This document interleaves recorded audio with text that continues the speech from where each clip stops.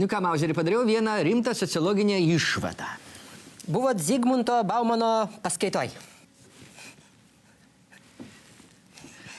Pakartokit mokslininko pavardę, prašom. Zigmunto Baumano.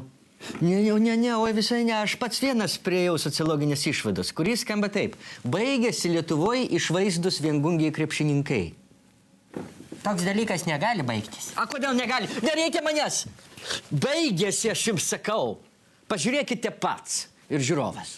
Iškili šviesiaplaukė dainininkė Mija neberado savo sverto krepšininko ir atsidūrė, jūs tik tais pagalvokit, futbolisto glėby.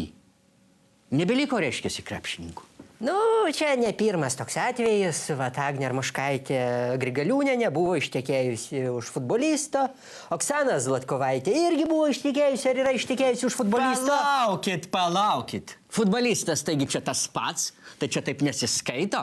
O Lietuva taigi yra viengungių dailių krepšininkų kraštas. Taip, prašom rinktis. Nu, jau nebėra. Jau baigėsi. Ir taip sutapo, kad baigėsi paskutinis, gavosi taip, kad Mijai vat kaip tik ir neužteko paskutinio krepšininko. Nu, yra gerbiamas Urskiai dar kitas būdas gauti krepšininką. Va žiūrėkit, Oksana Pikul. Vat paėmė atmušo Jasaitį nuo teisėtos žmonos. Vat jin tai nevaikščiojo po tas futbolo stadionus, nežiūrėjo į tuos futbolistus su spardytom blausdom, pavyzdžiui. Vat jūs palyginot Pikul ir šitą ir Miją.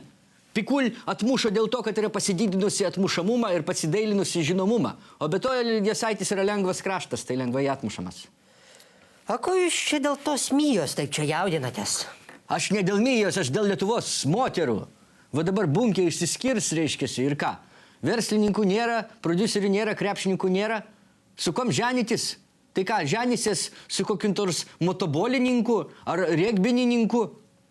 Jo, problema. Šitiek krepšinio mokyklų ir nieks neparuošė nei normalaus žaidėjo, nei svajonių jaunikio. Jo, buvo vienas Valančiūnas, bet ir tą raseiniškiai karpiniai supakavo.